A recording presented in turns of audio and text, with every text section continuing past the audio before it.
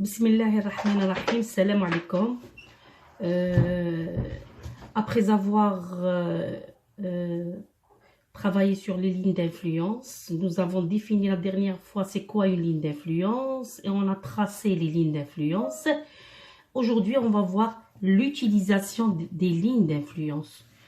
Pourquoi nous avons vu le tracé, c'est-à-dire on a tracé les lignes d'influence. Si vous vous rappelez, une ligne d'influence est tracée à partir d'une charge qui est égale à l'unité. Or, nous, on a réellement des charges, pas une charge qui est égale à l'unité qui se déplace. Alors, le but de cette deuxième série d'exercices, on va apprendre comment on va utiliser ces lignes d'influence. Bon, dans la majorité des cas, les lignes d'influence servent à déterminer les rotations, les déplacements et les éléments de réduction sous l'effet des charges concentrées que vous voyez ici. Alors, là, c'est un tracé d'une ligne d'influence et vous avez plusieurs types de charges. Si vous voulez déterminer, je vous ai déjà donné ça la dernière fois, si vous voulez déterminer l'effet sur sigma sous une charge, ce n'est que P fois l'ordonnée Y. Si vous voulez déterminer sous les charges, plusieurs charges concentrées, c'est la somme des PI, Y, I. Si c'était une charge uniformément répartie, là, vous allez calculer le chargement fois l'air. Alors, pour la série numéro 2, avant d'entamer la série numéro 2, je vais vous donner un petit rappel. Vous avez on va voir c'est quoi les poids critiques et sections dangereuses. Poids critiques et sections dangereuses. Notion de poids critique. Je vais vous donner le théorème numéro 1. Si vous avez un système de charge, par exemple concentré, plusieurs charges, si vous vous rappelez, je vous ai déjà expliqué les charges BC, vous avez un système de charges qui se déplace, par exemple P1, P2, P3.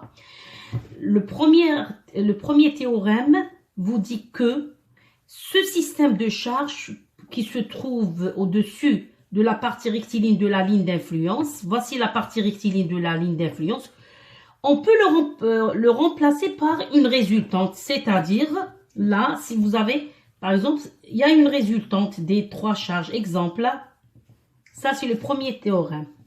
Deuxième théorème vous dit que la position d'un système de poids sera la plus défavorable lorsque un des poids appelés critiques se trouve au sommet de la ligne d'influence. Qu'est-ce que ça veut dire? Veut dire que vous avez par exemple, une ligne d'influence, vous avez une ligne d'influence, voilà, une poutre. On va tracer une ligne d'influence. Vous avez un système de charge qui se déplace, P1 d'intensité, bien sûr, de différentes intensités, P1, P3, P2, P3. Et on vous dit que la position d'un système sera la plus défavorable lorsque il y a une charge parmi ces charges-là, lorsqu'elle passe par le sommet, voici le sommet de la ligne d'influence, c'est-à-dire le pic. Voilà. L'une des charges, lorsqu'elle passe par le sommet, c'est un théorème, vous pouvez avoir l'effet le plus défavorable. Alors, on va se baser sur ces deux théorèmes pour pouvoir faire notre exercice. Bon, je vais vous donner encore ce qu'on appelle test de poids critique, le test de poids critique. Alors, vous avez le test de tester, c'est-à-dire il faut faire passer une charge parmi les charges qui se déplacent par ces tests et pour dire, c'est-à-dire on va essayer de voir est-ce que ça vérifie pour dire que réellement cette charge est critique ou pas. Alors, il y a 3 méthodes pour tester. Il y a 3 méthodes pour tester. 3 méthodes pour tester. Ces 3 méthodes, ce sont des méthodes équivalentes. C'est-à-dire, il suffit d'utiliser l'une parmi ces 3 méthodes, c'est suffisant. Bon, la première, PK est à gauche de la section. Vous avez une section par exemple. PK est à gauche. La somme des PI tangente alpha I est inférieure ou égale 0. Et bien sûr, la deuxième condition, lorsqu'on va considérer PK à droite, la somme des PI tangente alpha I supérieure ou égale 0. Ça, c'est la première méthode. Deuxième méthode, la somme de P gauche plus P critique sur A supérieure à la somme de P droite sur B. La somme de P est, bien sûr, deuxième condition, la somme de P gauche sur A est inférieure ou égale à la somme de P droite plus PK sur B. Troisième méthode, vous avez la somme de P gauche inférieure ou égale R à diviser par L inférieure ou égale la somme de P gauche plus P critique. Bien sûr, c'est quoi la somme de P gauche? Vous avez une ligne d'influence, la ligne d'influence par exemple du moment, et vous avez un système de charge qui se déplace. Et en appliquant le théorème 2 que je viens de vous donner, alors il y a une charge qui, lorsqu'elle passe par le sommet, cette charge peut être critique. C'est une proposition. On suppose. Mais pour, c'est-à-dire dire que cette charge est réellement critique, il faut la tester par l'une de ces 3 méthodes. Alors, cette charge, on va supposer qu'elle est critique. Alors, les charges se trouvant à gauche, alors on appelle ça la somme de P gauche. Les charges se trouvant à droite de cette charge s'appelle somme de P des charges à droite. Avec ce rappel, je vais entamer directement l'exercice numéro 1. Alors, l'énoncé de l'exercice, on considère un tablier de pont isostatique assimilé à une poutre présentant une portée de 20 mètres. Alors, vous avez un pont de longueur de 20 mètres.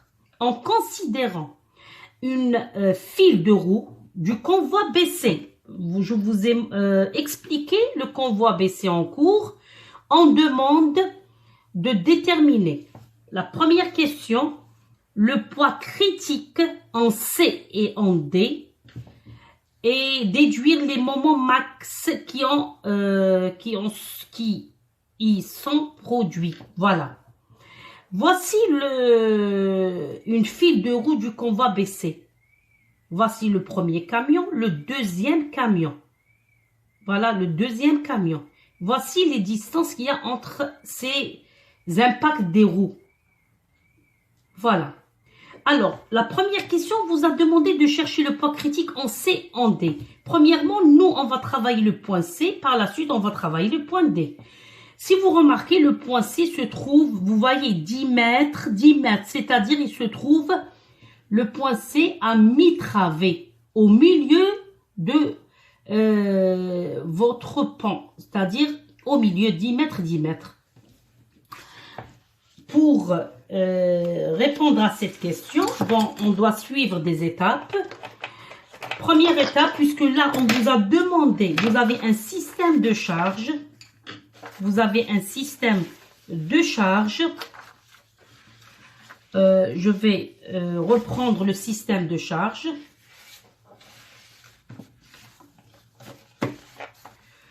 Voilà, votre système de charge, vous avez P1, P2, P3, P4, P5, P6. Les distances sont 4,5, 1,5, 4,5. 4,5, bien sûr, c'est des mètres, hein? 1,5. Les intensités, le P1, c'est 3 tonnes. Le P2, c'est 6 tonnes. 6 tonnes, 3 tonnes, 6 tonnes, 6 tonnes. Alors, vous avez un système de charge, bien sûr, qui se déplace des deux côtés, dans ce sens et l'autre sens. Voilà. On vous a demandé de chercher en point C. Voici votre poutre, votre pan.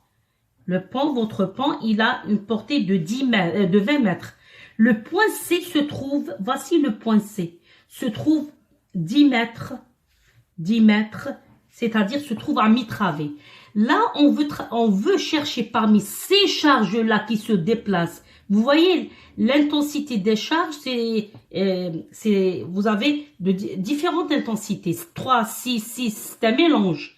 Alors, parmi ces 6 charges, vous avez 6 charges. Quelle est la charge qui va me causer un moment maximum au point C? C'est ça le problème.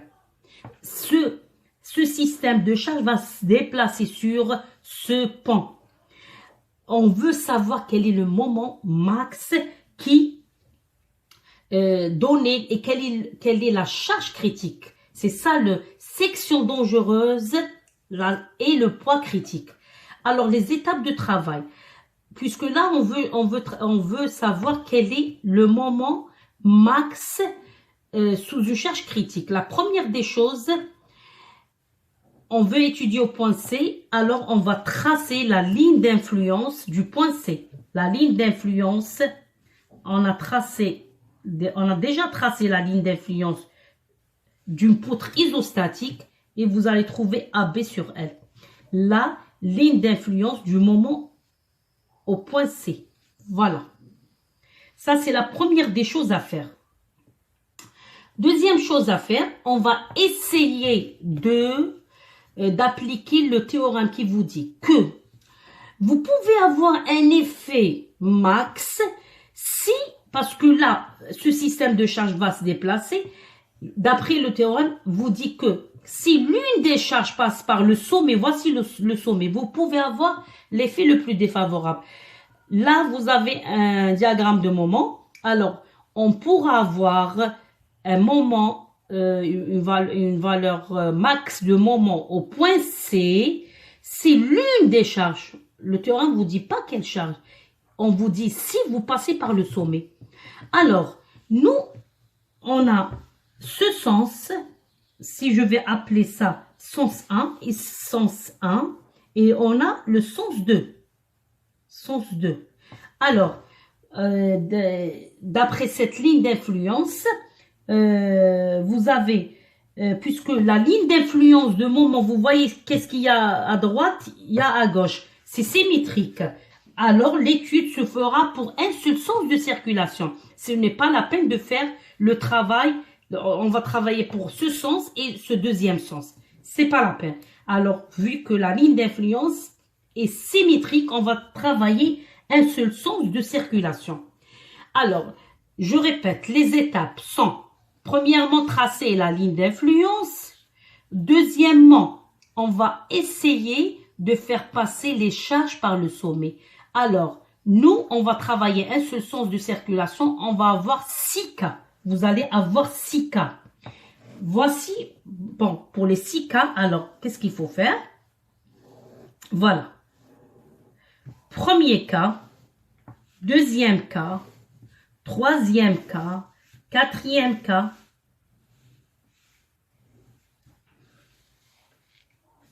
cinquième et sixième cas. Sixième cas. Alors, je vais mettre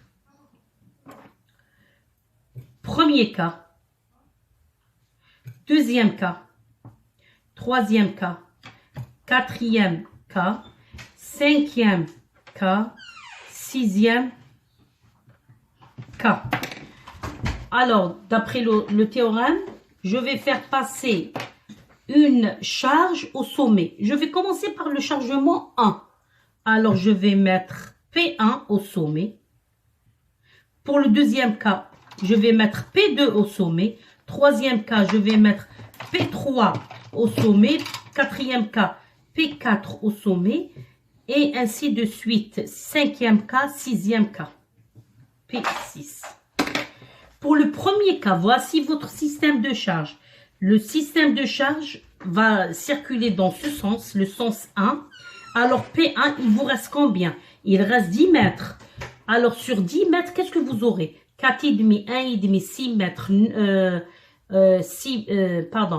4,5, 6, jusque là c'est 6 mètres.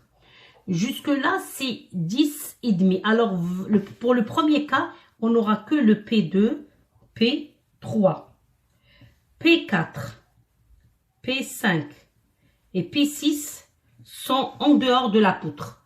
Pour le deuxième cas, c'est le P1. P2, il est sur le sommet. P3, P4, P5, P6. Pour le deuxième cas, le P2 qui est au sommet. Alors 4,5 à gauche, c'est bon, 4,5 à gauche. De P2 jusqu'au P4, vous avez 1,5, 4,5, c'est 6 mètres. Jusqu'au P5, vous aurez 10,5. Alors le P5 sort. Il ne sera pas sur la poutre. Pour le troisième cas, vous avez le P3. Alors vous aurez un P1, P2 et vous aurez P4 et P5. Le P6, il sera à l'extérieur. Pour le quatrième cas, vous aurez le P1 à l'extérieur, P2, P3, P4, P5 et P6. Cinquième cas, P5, P3, P3, P2, du P5. Alors, on va compter du P5 4,5, 4,5 jusqu'au P3. Alors, P4, P3, pour le cinquième cas, P4, P3, P2 et P1. Vous voyez du P5 jusqu'au P3. Alors, le P2 et P1, la distance, elle est supérieure à 10,5, à 10. Alors, ces charges-là sont à l'extérieur. Pour le sixième cas, je vais placer ce P6 sur le sommet. Vous voyez, alors à droite, il n'y aura rien. À gauche de P6, qu'est-ce que j'aurai? J'aurai le P5, le P4 et le P3, P2 et P1 sont à l'extérieur. Ça, c'est la première des choses à faire. Ce que vous voyez sur, vous avez sur votre résumé. Voilà ce que je vous ai montré. Voilà. Je viens de vous expliquer ça. Maintenant, alors, le premier cas, qu'est-ce qu'il faut faire? Pour le premier cas, pardon, première étape, on doit tracer notre ligne d'influence. Voilà, on doit tracer la ligne d'influence. Deuxième étape du travail, on va appliquer le théorème qui vous dit que vous pouvez avoir un moment max, c'est l'une des charges passe par le sommet. Alors, en appliquant cet théorème, avec l'application que la ligne d'influence elle est symétrique, on n'aura qu'un seul sens de circulation, on aura 6 cas, je vais placer les charges P1, P2 au sommet, on aura 6 cas, il nous reste, c'est-à-dire, il faut tester, est-ce que réellement le premier cas, c'est réel ou pas? Deuxième cas, est-ce que le chargement est critique? Est-ce que ça vérifie le test de poids critique? On passe au test de poids critique. Pour le test de poids critique, je vous ai donné 3 méthodes équivalentes. Ces 3 méthodes équivalentes, je vais essayer bien sûr, je vais essayer d'appliquer pour tester la première charge, le chargement. Je reprends pour la charge. Voilà. Vous avez AB sur L. Pour AB sur L, vous avez le chargement P1, P2, P3, le P4, le P5, le P6, c'est à l'extérieur. Bien sûr, sens de circulation, c'est ça. Maintenant, on va essayer d'appliquer la première méthode. La première méthode, vous l'avez ici. Voici la première méthode. Alors, la première méthode vous dit que si PK à gauche, alors la somme des PI tangente alpha I est inférieure ou égale à 0.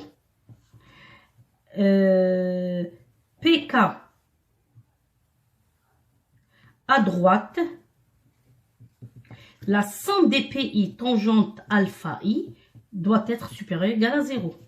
Bien sûr, entre les deux, il y a le I. Doit vérifier la première condition et deuxième. Maintenant, là, vous avez 10 mètres et 10 mètres. Ça, si je vais appliquer le A, c'est 10 fois 10 divisé par 20. Alors, 100 divisé par 20. Alors, c'est 5. 5. Alors, cette valeur, c'est 5. Tangente alpha 1.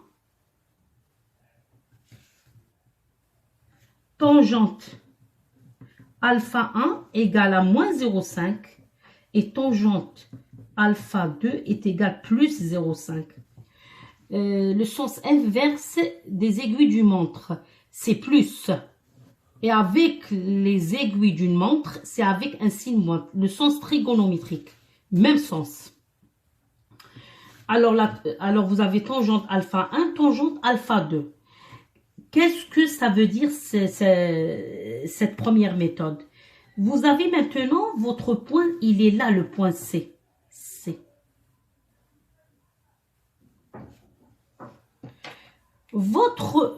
La première condition, on va le premier cas, c'est le P1. Le P1 est sur le point C. On va considérer que le P1, il est à gauche du point C. Il est sur le point C, mais il est à Y à gauche. Veut dire que, par exemple, il est là. C'est ça le P1. Ça, c'est epsilon. Hein? Epsilon, c'est-à-dire il est sur le point C. Qu'est-ce qu'on va faire? Alors, je vais considérer que le P1 à gauche de la section, bien sûr, à gauche. Je vais essayer d'appliquer la somme des PI tangente alpha I. Alors, je vais commencer. Le P1, il est à gauche. Alors, P1. Multiplié par tangente. Tangente, il est à gauche. Je vais prendre la tangente de gauche. C'est moins 0,5. Qu'est-ce qu'il y a à droite? Il y a le P2, il y a le P3. Alors, le P2, c'est 6. Bon, le P2 plus P3 multiplié par 0,5 plus 0,5. Je vais, on va, l'application numérique. P1, c'est combien? C'est 3 tonnes multiplié par moins 0,5 plus P2, c'est 6 plus 6 fois plus 0,5. Ça va vous donner 4,5. Alors, 4,5 n'est pas inférieur à 0. C'est pas vérifié. Normalement, on s'arrête là. C'est pas la peine de passer à la deuxième vérification parce que on doit vérifier les deux. Mais je vais vous la faire quand même pour vous montrer, puisque la première application, comment on va faire? On va considérer que P1 à droite. Alors, le P1 à droite, qu'est-ce que ça veut dire? C'est ça. Voici le point C, la ligne d'influence. Le C, il est à droite, voilà, le P1. Ça, c'est epsilon. Il est toujours sur le point C, mais il est à droite du point. C'est-à-dire, on va le considérer à droite. Alors, qu'est-ce qu'il faut faire? La somme de PI, tangente alpha I, doit être supérieure ou égale à 0. Alors, si on va l'appliquer, maintenant, est-ce qu'il y a là, pour la tangente de gauche, il n'y a aucune charge. Je vais mettre 0 fois moins 0,5. La tangente de gauche, c'est tangente de gauche est égale moins 0,5. Tangente de droite, alpha est égal plus 0,5. La tangente de gauche, c'est il n'y a aucune charge. C'est la somme des PI tangente alpha I. Plus les charges qui se trouvent à droite, il y a 3 charges. Maintenant, le P1, on va le considérer à droite. Tout à l'heure, on a considéré P1 à gauche du point C, à epsilon de gauche. Là, c'est à droite, P2, P3. Je vais mettre 3 plus 6 plus 6 fois plus 0,5. Et vous trouvez 7,5. En tous les cas, la première condition n'est pas vérifiée. Normalement, on va dire que ce n'est pas vérifié. Implique, conclusion, que P1 n'est pas critique. Implique que P1 n'est pas critique. Voilà.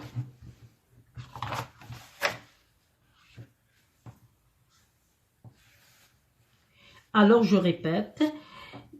Pour la première méthode, on va considérer que P1, il est, voici le point C, P1, on va le considérer à gauche, c'est-à-dire on va considérer qu'il est à gauche du point C. Il est sur le point C, mais on va, parce que là, si vous remarquez, vous avez deux triangles, on a tangente à droite et tangente à gauche. Est-ce qu'on va le considérer avec la tangente de droite ou de gauche? Là, on va le considérer avec la tangente de gauche. C'est pour cela que vous voyez que P1 fois moins 0,5. Les autres charges fois la tangente de droite. Maintenant, deuxième cas, si vous considérez que P1 est à droite, alors on va le considérer avec la tangente de droite. C'est tout. Résultat, P1 n'est pas critique. Utilisant la deuxième méthode, c'est clair qu'on va trouver la même chose. Pour la deuxième méthode, qu'est-ce qu'on vous dit pour la deuxième méthode? Vous avez la somme de P gauche plus P critique. La somme de P. Vous avez la somme de P gauche plus P critique divisé par A supérieur ou égal la somme de P droite divisé par B. Et la somme de P gauche sur A doit être inférieure ou égale la somme de P gauche plus P critique divisé par B. Alors, on va remplacer. Qu'est-ce qu'on va trouver? Vous avez la somme de P gauche. Qu'est-ce qu'il y a comme P gauche? P critique, c'est là. Alors, qu'est-ce qu'on aura comme P gauche? On n'a rien de P gauche. On n'a aucune charge qui se trouve à gauche. Alors, je vais mettre 0. Plus P critique, c'est le P1. P1, c'est 3 tonnes. Je vais mettre 3. Divisé par 10. C'est le A, c'est le 10. Ça, c'est A, ça, c'est B. Doit être inférieur ou égal à quoi? La somme de P droite. P droite, on a 6 plus 6 divisé par 10. Deuxième cas, la somme de P gauche, c'est 0 divisé par 10 doit être inférieur ou égal. La somme de P gauche, c'est 0 plus, pardon, c'est la somme de P droite ici. La somme de P droite.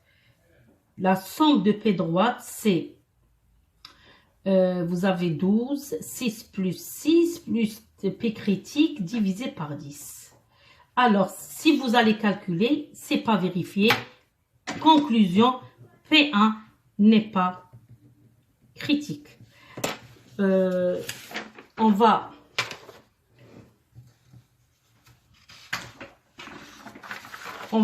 appliquer la troisième méthode. Et c'est-à-dire vous allez voir que vous allez utiliser, c'est la méthode la plus utilisée, c'est celle-là. Troisième méthode. Qu'est-ce qu'on va utiliser pour la troisième méthode?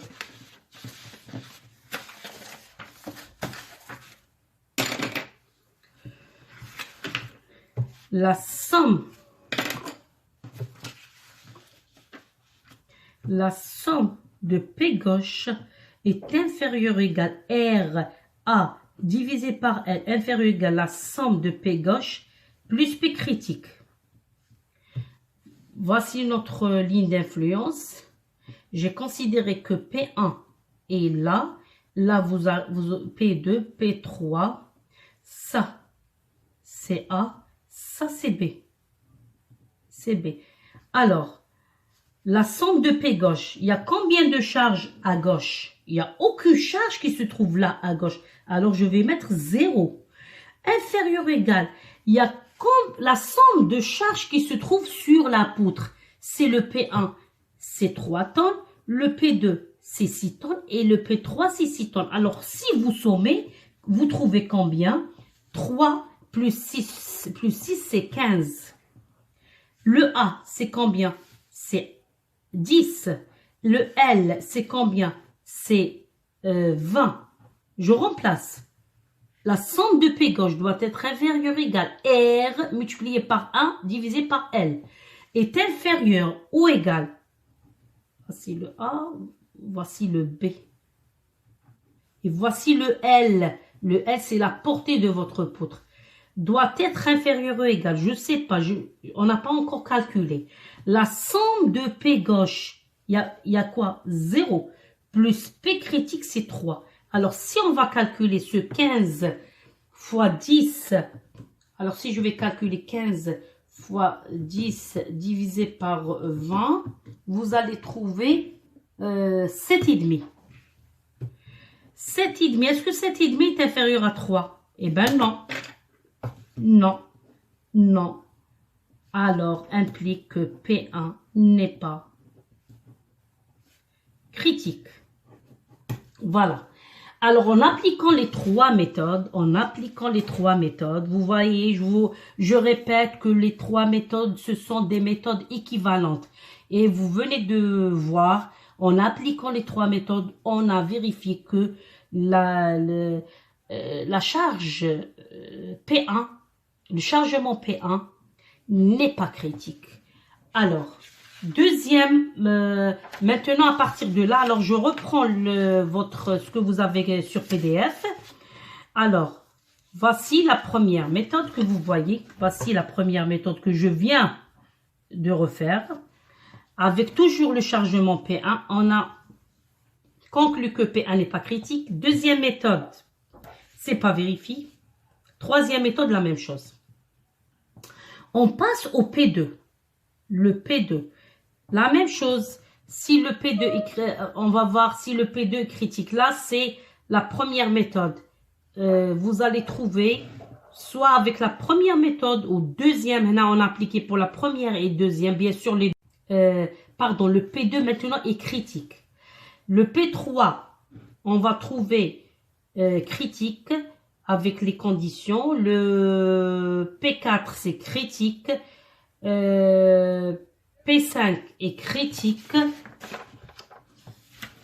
Vous appliquez une de ces trois méthodes seulement. Le P6 est critique. Le P6, n'est pas critique. Hein. Le P6 n'est pas critique. N'est pas critique. N'est pas critique. Le P6 n'est pas critique. Alors, qu'est-ce qu'il faut faire maintenant? Je rappelle ce qu'on nous avons commencé. On vous a demandé sur le point C, et vous avez un système de charge concentré qui se déplace. Quelle est la charge critique qui va me donner un moment max? Je vous ai dit que ce travail, vous avez des étapes qu'il faut suivre. Première étape, la première des choses, tracer la ligne d'influence dans la section où on veut calculer le moment critique et section dangereuse. Deuxième étape, bon, on a tracé. Deuxième étape, on va appliquer le théorème, le premier théorème que je vous ai donné. c'est l'une des charges, وحدة فيهم, elle passe par le sommet, on pourra avoir un max. Alors, pour ce cas-là, on a 6 cas. Troisième étape, on doit tester est-ce que réellement est critique ou pas. Là, je vous ai montré pour la charge, le P1, avec les 3 méthodes, comment on va appliquer le test de poids critique. La même chose vous appliquez pour les autres charges, mais seulement que il faut choisir une seule méthode et vous l'appliquez, tester. Nous avons testé, le P1 n'est pas critique, le P2 est critique, P3 est critique, qu'est-ce que ça veut dire? Peut être critique. P4, P5, le P6 n'est pas critique. On n'a pas encore terminé le travail. C'est la dernière étape qu'il faut faire, c'est quoi? On doit passer par le calcul de moment. Le calcul de moment, la valeur max, c'est celle qui va me donner réellement, c'est la phase finale qui me donne quelle est la charge qui est réellement critique. Maintenant, comment vous allez calculer le moment? Comment on va calculer le moment? Le moment, on va calculer, voilà, vous avez une charge, voilà, vous avez votre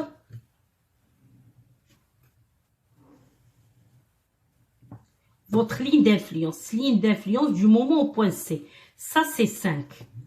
Ça, c'est AB sur L.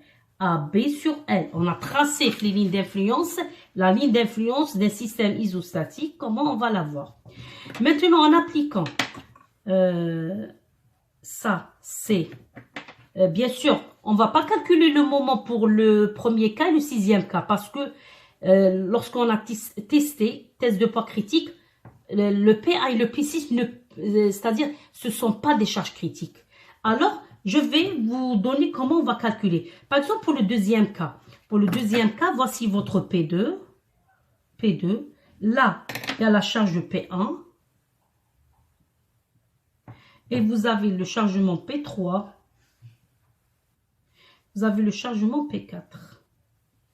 Le P5 et le P6 sont en dehors de... Alors, vous avez le P5 et le P6 ne sont pas sur la poutre.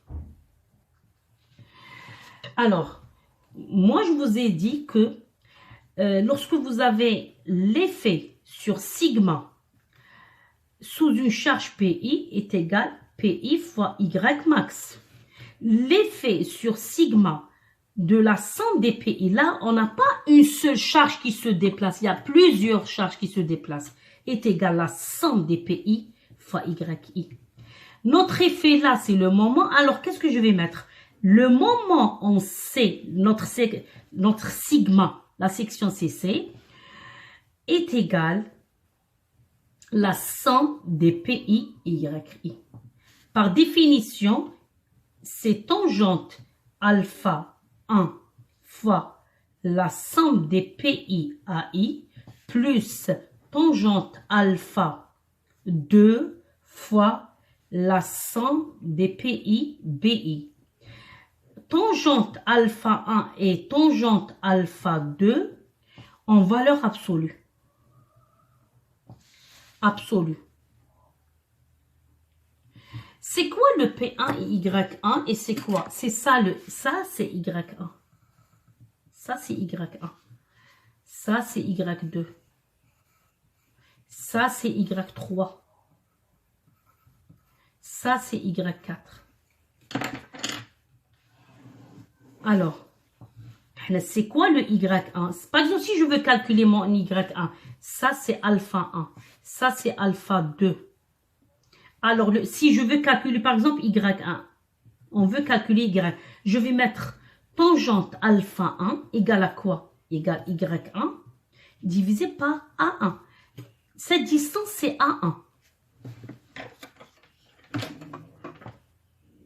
Voilà. Cette distance, alors je vais... ça, c'est A1. Par exemple... je vais mettre Y1 égale tangente alpha 1 multiplié par A1. Par exemple, si je veux chercher pour ce Y4, exemple, là, Y4, comment on va l'avoir?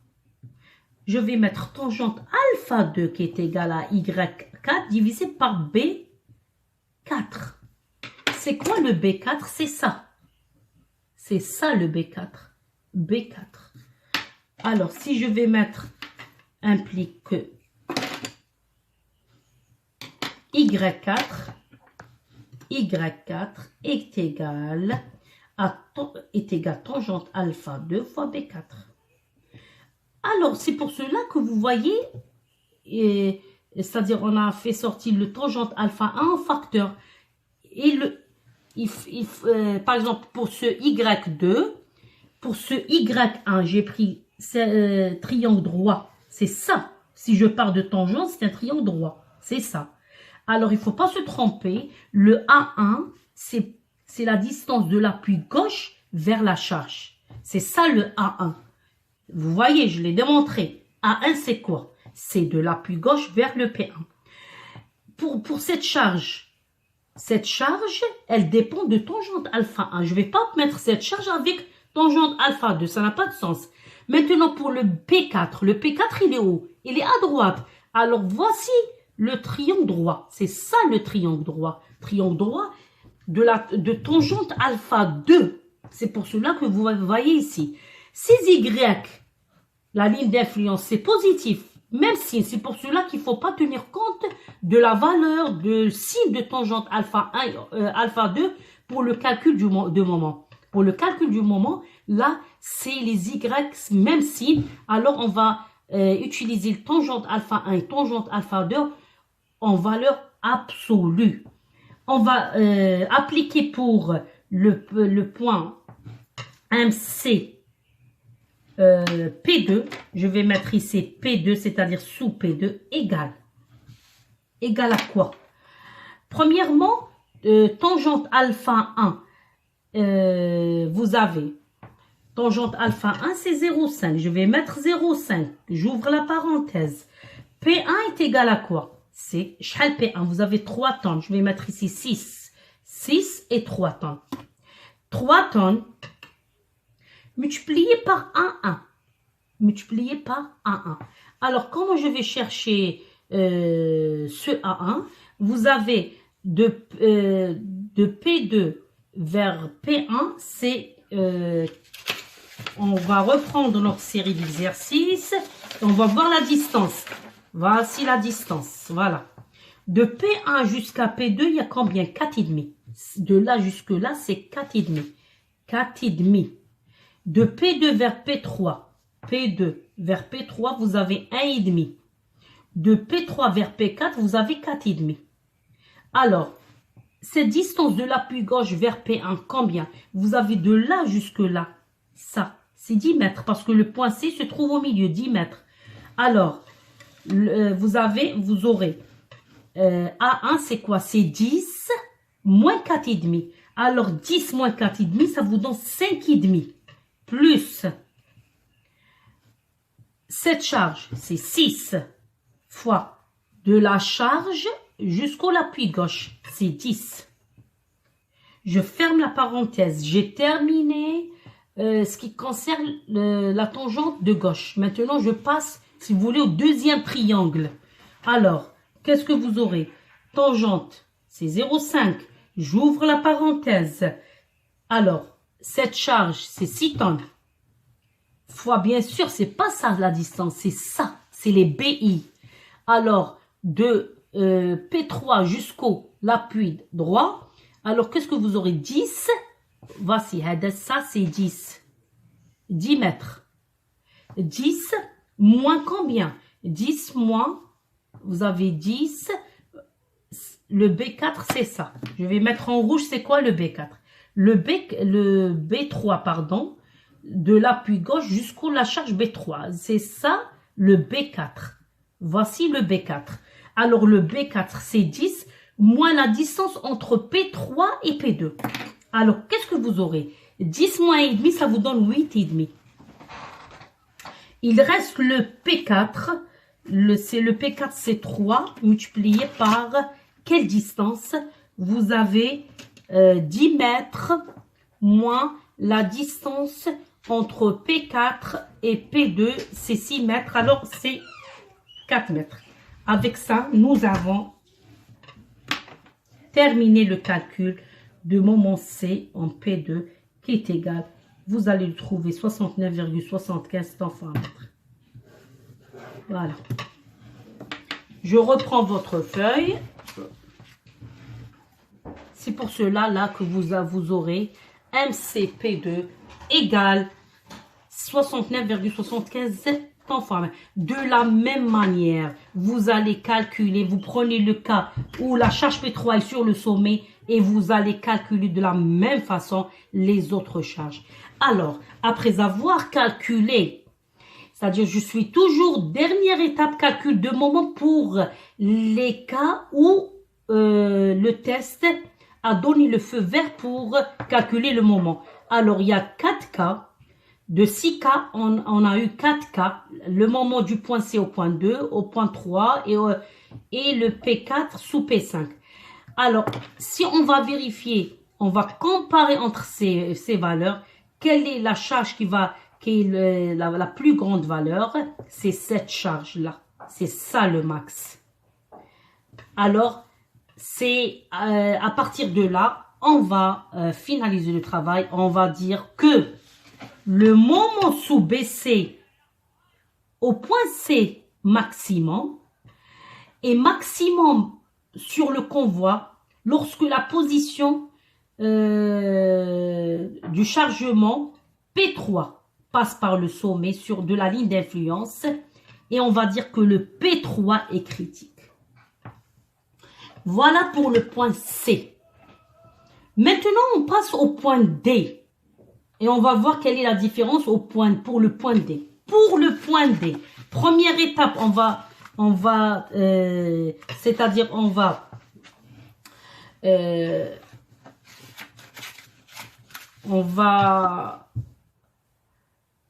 commencer par c'est-à-dire les mêmes étapes de tout à l'heure.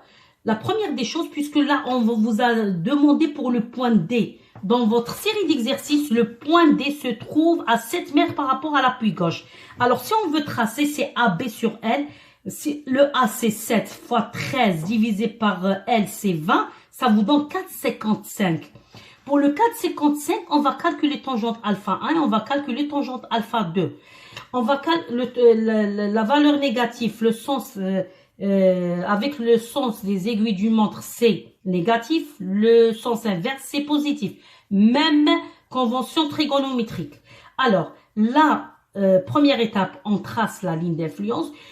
Bien sûr, on compare avec le point C. Là, on n'a pas la symétrie de la ligne d'influence. Alors, on aura 12 cas à tester. 12 cas. Alors, je passe au test de poids critique. C'est pas comme le cas. Voilà. On aura 12 cas à tester. Il y a ce sens-là, sens 1, et il y a ce sens-là. C'est ça le sens 2. Alors, pour le sens 1, bien sûr, comment on a fait ces cas-là? En appliquant la première étape, on doit tracer la ligne d'influence. Deuxième étape, on va appliquer le théorème qui vous dit si l'une des charges passe par le sommet, vous pouvez avoir le moment max. Alors, pour le sens 1, il y a 6 cas. Pour le sens 2, il y a 6 cas. On a 12 cas. En testant, on a eu, c'est-à-dire que 4 cas qui ont vérifié test de poids critique. Après avoir testé test de poids critique, on passe par le calcul du moment max. Comme pour le point, c'est la même chose. Et on a eu le maximum qui se trouve sous le P3 dans le sens, dans ce sens-là. C'est le P3. Si vous remarquez les valeurs, il y a le P3 dans ce sens. Vous voyez, le P3 dans ce sens. Et le P3 dans ce sens, là, c'est 63. Alors, c'est le P3, c'est ça qui vous donne le max. Et vous avez la conclusion là. Maintenant, je passe à la deuxième question. On vous a demandé de calculer les efforts tranchants max en C et en D sous le convoi BC. La même chose, on va calculer, première étape, vous tracez la ligne d'influence de l'effort tranchant. On va tracer la ligne d'influence de l'effort tranchant. Voilà. On va tracer la ligne d'influence de l'effort tranchant. Une ligne d'influence est tracée à partir d'une charge qui est égale à l'unité. Et pour une poutre simplement à appuyer, vous aurez ça. Je vais commencer par le point C. Pour le point C, qu'est-ce qu'on aura? Moins A divisé par L, plus B divisé par L. Ça, c'est plus. Et ça, c'est moins. Ça, c'est la ligne d'influence de l'effort tranchant au point C. Très bien. Maintenant, vous avez cette ligne d'influence. Vous avez ce système de charge P1, P2, P3, P4, P5 et P6. Alors, vous avez ce système de charge qui va se déplacer sur cette poutre. Quel est le cas qui va vous donner le maximum? On va appliquer la même chose, le même théorème. Je vais essayer d'appliquer une charge sur les sommets et on va avoir 6 cas. Premièrement, pour le premier cas, j'ai appliqué P1 au sommet. Par exemple, je vais appliquer P1. Voici P1. P2. P3. Qu'est-ce que j'aurai? Voici la formule. Tangente alpha. Tangente alpha. L'effort tranchant sous BC. Pour le point C. Tangente alpha. J'ouvre la parenthèse. Moins la somme des PI AI plus la somme des PI BI. Là, vous voyez, il y a un 6 moins. Parce que là, si on a une charge sur cette partie, les Y, c'est pas là, il y a une valeur positive, là, il y a une valeur négative. Alors, il faut tenir compte de ce signe. C'est pas la même formule comme le moment. Alors, je vais mettre la tangente. Tangente, pour le premier cas, vous avez toutes les charges sont sur la partie positive. Alors, la tangente, elle est de combien? C'est 1 sur 20. Là, c'est 0,5. Là, c'est moins 0,5. Alors, la tangente est égale à 1 sur 20. Ce que vous voyez ici, 1 sur 20. P1, c'est 3 tonnes multiplié par 10. Multiplié par 10. Vous corrigez. Ça, c'est 10. Ça, c'est pas 20. 10. 3 fois 10. 3 fois 10. Plus P2, c'est 6 tonnes. 6 tonnes. 10 moins 4,5. La distance de là jusque là, c'est 4,5. Alors, ça va vous donner de là jusque là. Vous aurez 5,5. Plus le P3. P3. De P1 jusqu'à P3, c'est 6 mètres. Alors, cette distance, c'est combien? C'est 10 moins 6, c'est 4. C'est pour cela que vous avez ces valeurs-là. Je répète pour ces valeurs. Ces valeurs, si je pars de tangente alpha moins P, la somme des PI AI, ces distances, c'est à partir, c'est-à-dire à partir d'un triangle. Il ne faut pas prendre ces valeurs. Par exemple, pour le P1, on a pris en considération tout ce triangle. Parce que je pars de tangente. Si je suis là pour le P2, alors pour le P2, c'est ce triangle-là. Voilà. Pour le P3, c'est ce triangle-là. Parce que tout simplement, ça c'est Y1, ça c'est Y2, ça Y3. Tangente est en facteur. Pour le TC sous P2, TC sous le chargement P2, je vais vous expliquer pour TC sous P2. La ligne d'influence, c'est la même.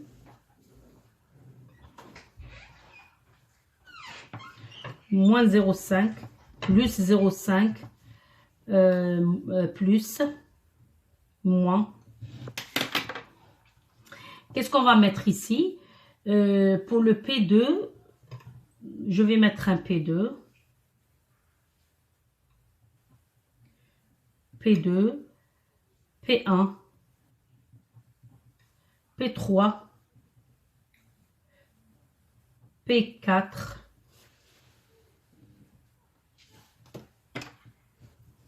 alors, l'effort tranchant pour le point C sous P2 égale la formule tangente alpha, c'est 1 sur 20. J'ouvre la parenthèse. Moins la somme des PIAI, là où il y a le moins. Alors, qu'est-ce que vous aurez? Vous avez cette charge, c'est 3.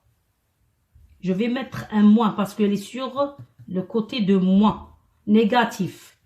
La distance, c'est de là jusque là. C'est 5,5. Bien sûr, d'où ça vient 5,5? Mais le P1, le P2, vous avez 4,5. De là jusque là, vous avez 10. 10 moins 4,5, ça vous donne 5,5. Maintenant, là, c'est 5,5. Pour le P2, de là jusque là, c'est combien? C'est 10. Alors, le P2, c'est 6 tonnes. Vous avez le P2, soit vous le considérez à droite, soit vous le considérez à gauche. Vous avez le choix.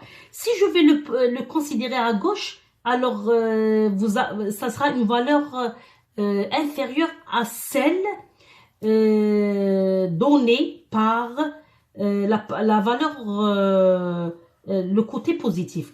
Alors, vous pouvez faire le deuxième cas et vous allez voir, c'est ce cas-là que je vais vous le donner. C'est le cas qui vous donne, c'est-à-dire je vais considérer les 3 charges dans le côté positif. Ça sera encore meilleur.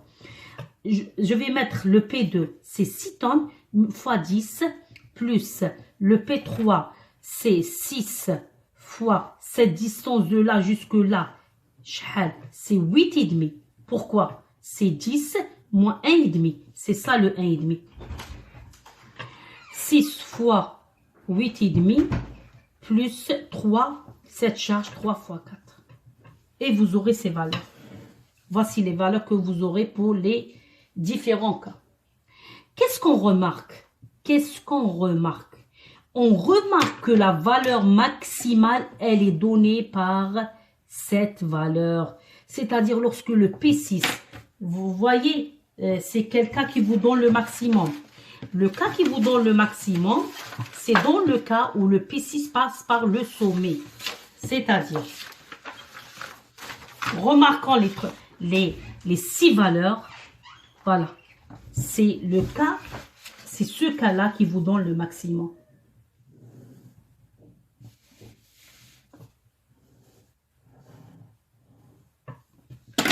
P6, P5,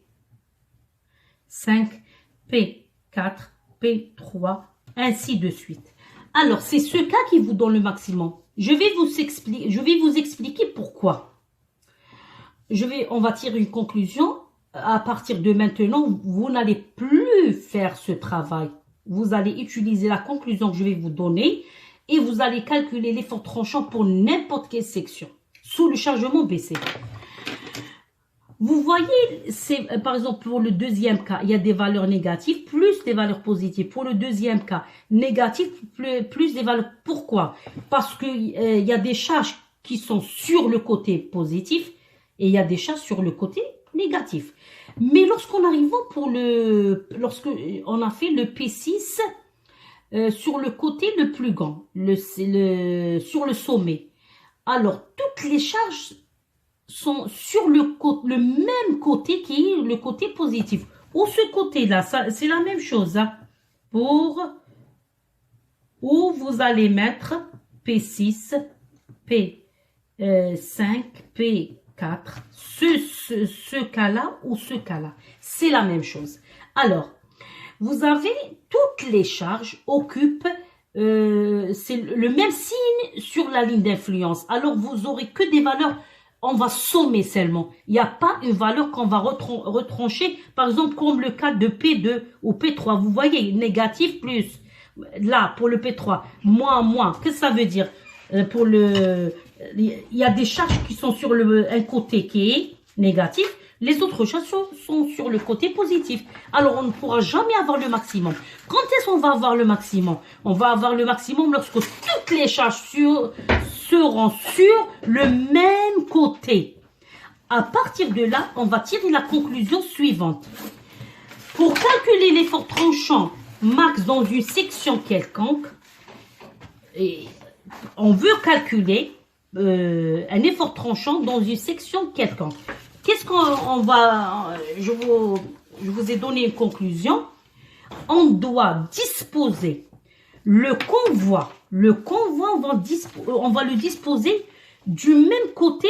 Vous soulignez sur le même côté de ligne d'influence.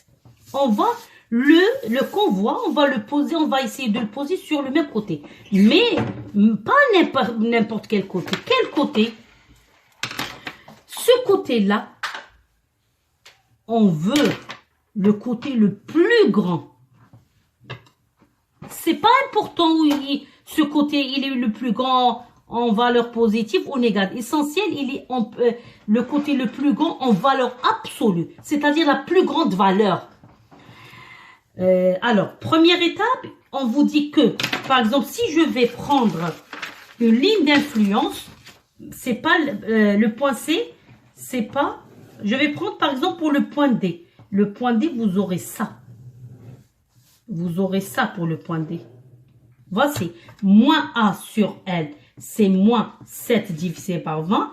Et vous aurez un signe moins, et ça, vous aurez un signe plus. Et là, vous aurez 13B plus B sur L. 13 sur 20. Alors, ce côté-là, cette valeur maxi, elle est plus grande que celle-là. Qu'est-ce qu'on vous dit dans la conclusion?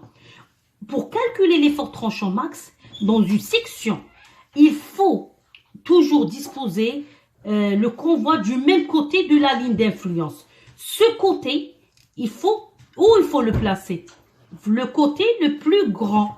Il y a ce côté, il y a deux sommets, celui-là et celui-là. Là, on vous dit que vous prenez le côté le plus grand en valeur absolue, peu importe le signe. Alors, par exemple, pour le point D, c'est cette valeur qui est la plus grande. C'est pas encore fini. C'est pas encore fini. Sur ce pic, qu'est-ce qu'il faut placer? On doit placer le P6. Vous soulignez sur le mot P6, pas n'importe quelle charge. Et à partir de là, je sais que je vais occuper ce côté-là. Je vais occuper ce côté-là. Et je dois placer le P6. P6, pas n'importe quelle charge. Bien sûr, puisque je vais... ce côté-là, il est plus long. Ça, c'est plus long que celui-là. Alors, je vais occuper ce côté. Je place le P6. Et le sens de circulation s'impose de lui-même. Je vais partir de là. Non. Si je vais pas placer le P5, ainsi de suite. Dans ce cas-là, je vais pas avoir un maximum. Parce que là, avec ce côté, je vais placer plusieurs charges. Le côté, cette longueur m'autorise de placer plusieurs charges. P5, P6, P4. Et à partir de là, le sens de circulation, il va s'imposer jusqu'où vous arrivez au P1. S'impose de lui-même. Je répète, pour calculer l'effort tranchant, c'est une conclusion qu'il faut l'utiliser pour n'importe quel calcul de l'effort tranchant sous BC. Sous BC, parce que sous BC, les charges BC, ils ont le chargement, on a d'intensité différente, c'est-à-dire c'est pas la même valeur 3 tonnes, 6 tonnes, vous voyez 6 tonnes, 6, 3.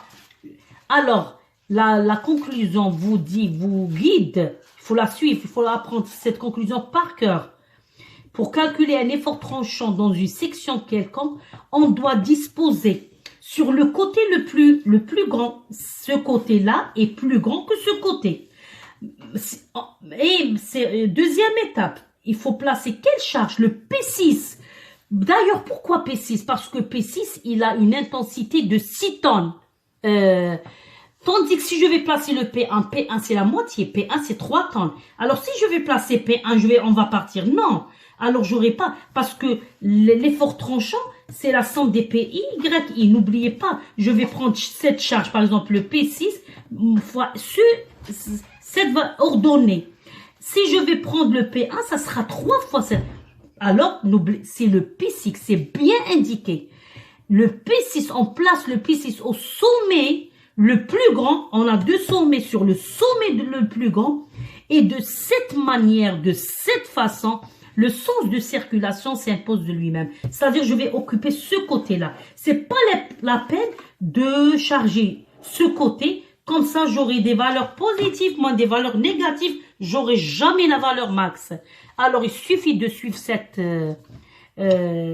conclusion. Vous allez calculer n'importe quel effort tranchant sous le chargement BC. Et vous pouvez, à partir de la page suivante, vous l'examinez pour le point D. Voici le point D, votre point D, la ligne d'influence.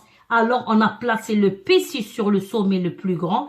Et vous calculez la tangente en facteur fois la somme des PI AI, le chargement fois les AI, et vous aurez la valeur. À partir de là, nous avons terminé la première question de l'exercice. La troisième question. La prochaine fois, je vais vous faire un rappel de cours sur la méthode de Guillaume-Massonnet. La méthode de Barré, on va appliquer la méthode de Barré pour pouvoir faire la troisième question de l'exercice. On laisse ça pour la prochaine fois. Voilà, bon courage. Et la prochaine fois, je vais vous donner la solution. Je vais vous exposer la méthode de Barré et le reste de l'exercice.